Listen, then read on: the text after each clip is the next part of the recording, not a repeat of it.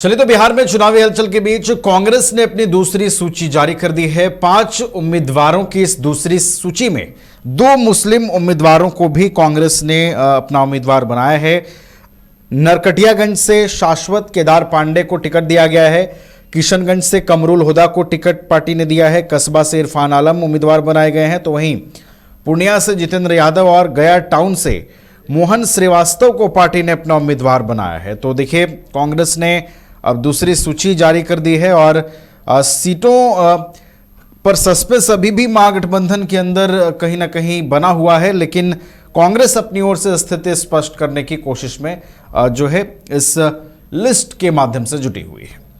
हमारे साथ सहयोगी विवेक हैं फोन लाइन पर, उनका रुख करते हैं। विवेक, दूसरी सूची आ गई है कांग्रेस की, 5 उम्मीदवारों के नाम इसमें हैं।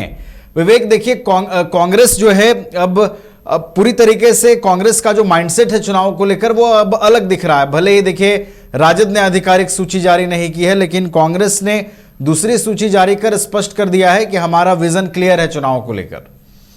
बिल्कुल नवीन, विधानसभा चुनाव को लेकर पहले चरण की जो नामांकन थी, नामांकन भी खत्म हो गई। दूसरे चरण की नामांकन हो रही है, लेकिन देखा आपने कि आरजेडी अभी तक जो है नामांकन की जो भी प्रत्याशी की जो सूची है उन्होंने जारी नहीं की, बल्कि जो प्रत्याशी को लगातार वो सिंबल बांटते रहे, जिसकी वजह से कई जगह जो ऐसे हैं जहां राजद के उम्मीदवार हैं और कांग्रेस के उम्मीदवार भी एक ही विधानसभा से नॉमिनेशन किए हैं।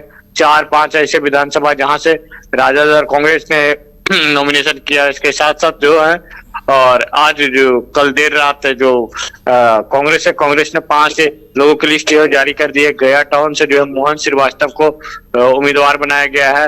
तो ऐसे में कहीं ना कहीं कह सकते हैं कि गठबंधन में एक रार स्थिति पैदा हो गया है और गठबंधन टूटने के कगार पे।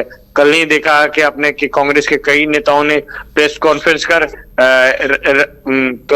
कांग्रेस के प्रदेश नेतृत्व और जो प्रभारी हैं कृष्णा लवरून पर सवाल खड़ा किया कि जो ये लोग जो है टिकट बेच रहे हैं, पैसा लेकर टिकट बांट रहे हैं और कार्यकर्ताओं का वैल्यू नहीं दे रहे। तो ऐसे में कह सकते हैं कि कांग्रेस के अंदर भी अंतरकलह देखने को मिल रहा है और गठबंधन के अंदर भी अंतरकलह खुलकर जो है सामने आ गया है। घोसी विधानसभा से जहां भाकपा माले के उम्मीदवार है वो विधायक थे रामबली यादव वहां से चुनाव लड़ रहे हैं। वहीं राजद की ओर से जो है ये राहुल शर्मा को उम्मीदवार बनाया गया है। तो ऐसे में कहीं ना कहीं स्थितियां जो है गठबंधन के अंदर, महागठबंधन के अंदर जो साफ नजर आता है, दिख रहा है कि महागठबंधन के अंदर कुछ भी ठीक नहीं है।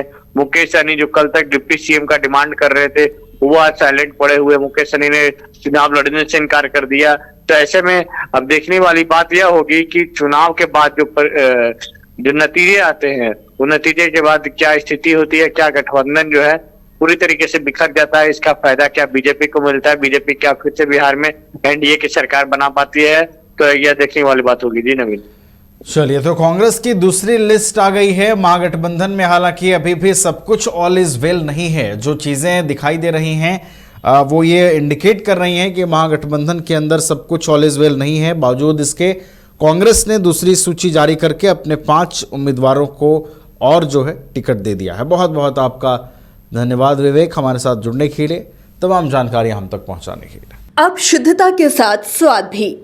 समृद्धि स्वीट्स एंड रेस्टोरेंट, यहाँ मिलेगी शुद्ध देसी घी से बनी मिठाइयाँ। मल्टी कुजिन रेस्टोरेंट में उठाइए परिवार और दोस्तों के साथ लजीज व्यंजन का लुत्फ। केक, पेस्ट्रीज और बेकरी आइटम्स भी हैं लाजवाब। रांची के हरमू रोड में मिलेगा आपको शुद्धता के साथ स्वाद। तो देर किस बात की, आइए समृद्धि स्वीट्स एंड रेस्टोरेंट। मिठास भी शुद्ध और स्वाद भी यादगार।